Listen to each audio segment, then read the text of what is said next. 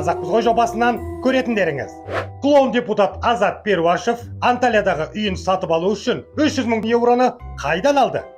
Кто еще помнит, как это было? Назарбаевты мақтау арқылы жетістікке жеткен Азат Перуашевтың клоунадасын бүгін сіздерге баяндап бермекпін. Қараңыздар. У нас 30 лет одна и та же партия, несмотря на провалы, на девальвации, на инфляцию, на безработицу. Ассалаумағалейкум. Қасындағысына қамқор бола білген қасқыр мінез қазағым. Назарда Қазақпыз ғой жобасы және оның авторы Жан Ахмадиев. Олай болса сіздерді бүгінгі кейіпкермен таныстырайын. Назарбаев кеткенде жанарынан жасақты.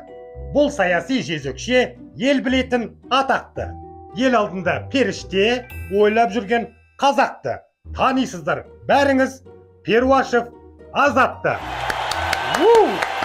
Йо. Азат Перуашев деген пенденің жүрген жері комедия ғой. Бірақ бұл күлкілі адамның арамдығын, жағымпаздық пен надандығын, қазаққа жасаған жамандығын айтсам, қазір жақтарыңыз салбырап қалатын шығар. Құрметті қазам, бұл санды бастамас бұрын арнаға жазылып, астында тұрған подписканы басып қойыңыздар. Осы арқылы жаңа видеоның шыққанынан хабардар болып отырасыздар. Сонымен қатар, біздің арнаға қаржылай қолдау білдірем десеңіздер, астында біздің реквизиттер жазылып тұр. Олай болса, біз бастаймыз. Кеттік. Қазіргі таңда мәжіліс депутаты Ақжол партиясының төрағасы Азат Перуашевті қазақ елі ел алдында үнемі ұятқа қалып жүретін, жағымпаз, тілі ұзын, кез келгеннің артына сабынсыз кіретін шенеунік ретінде таниды. Әрине, бұл шындық. Кезінде елбасы десе есі кетіп еді, қазіргі таңда Тоқаев десе тоңқая салатынына күмән жоқ. Бұл әрине менің пікірім. Сіздер де солай ойлайтын шығарсыздар. Алдымен бұл пенденің қылмыстық жолына, қызметтік жолына тоқталып өтейік. Ресейдегі ұлттық Уральск университетін тәмамдаған Перуашев карьерасын грузчик болып бастаған. Біздің елде бәрі де мүмкін ғой. Болат Назарбаев жай ғана сантехник болып жүріп, аяқ асты ағасы президент болып еді, олигархқа айналды. Мынау да грузчиктіктен депутаттыққа дейін жеткен пенде.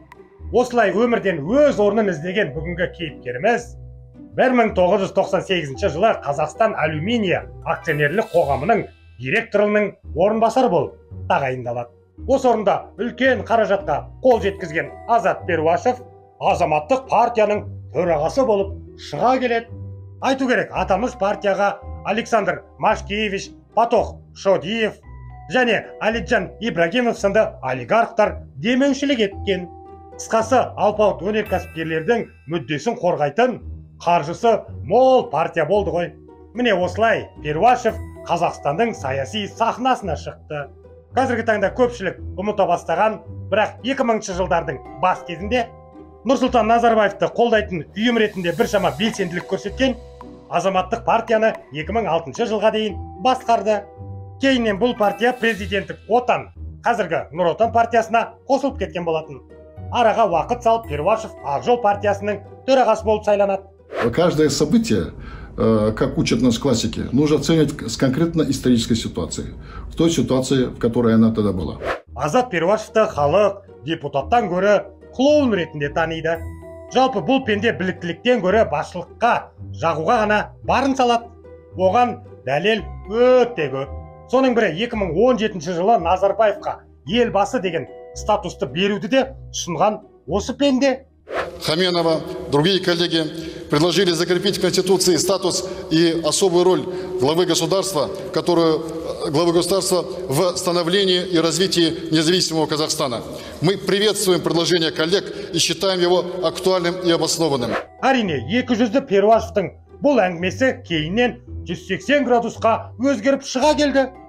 В основном законе страны там одного человека одну часть включать, это не очень правильно, мягко говоря. Я такой пример, может, пару примеров таких знаю. А тогда почему тогда за это голосовали? Потому что это было решение, которое отработано рабочими группами, которое вносила правящая партия.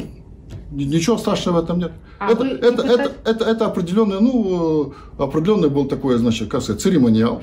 Ер жігіттің екі сөйлегені өлгені деуші еді ғой, атам қазақ. Ал біздің билікте 2 емес 5 сөйлейтін осындай азаматтар жүр. Мен бұл пендеге билік тұрмақ колясканың да рөлін тапсырмас едім. Жарайды, ара қарай кеттік. Азекең осылай Назарбаевты мақтаумен нанын табуда осымен тоқтатпады. Перуашев тіпті Астананың атауын Нұрсұлтан деп ауыстырып, Нашарбайға халық қаһарманы деген атауды беру жөніндегі мәселені көтергендердің қатарында да болған. Эй, сабынсыз көтке кіру деген осы шығар. Для многих людей, у кого жизнь начиналась в тот период,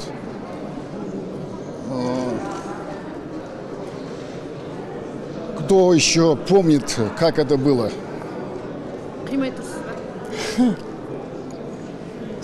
Жылама жаным, кінәламағын, Назарбайдың тақтан тез кеткенін. Жылама жаным, атады таңың, сенің де келер бір көктемің.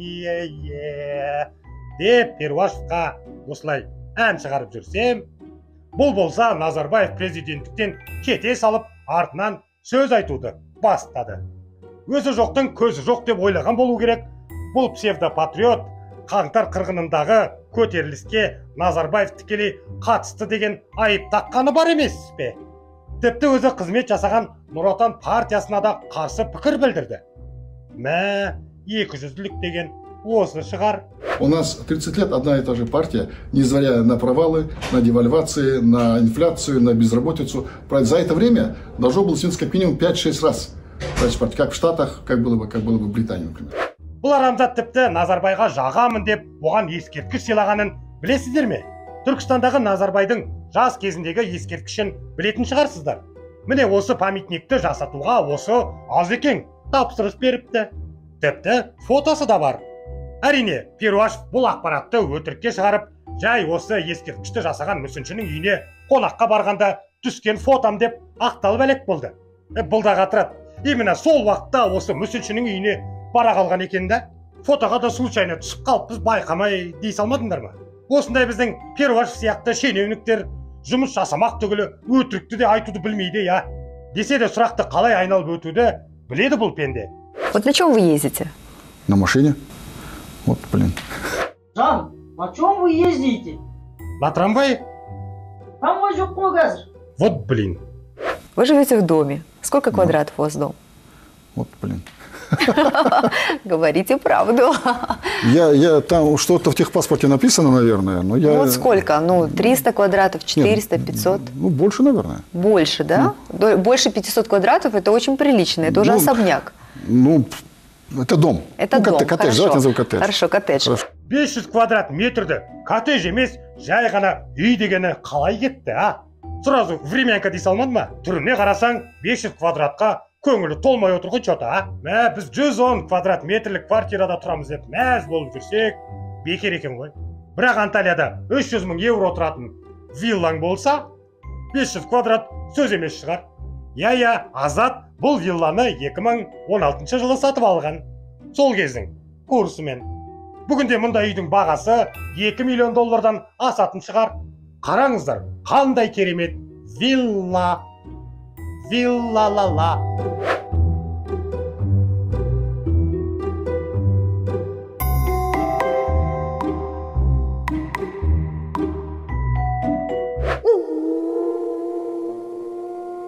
Бүгінгі айтарым осы, қасқыр мінез қазағым. Арнаға жазылып, подписка жасап, астында тұрған қоңырауды басып қойыңыздар. Арнаға қаржылай қолдау білдірем десеңіздер, астында біздің реквизиттер жазылып тұр. Назарда болған Жан Ахмадиев және Қазақпыз ғой жобасы. Кездескенше күн жақсы.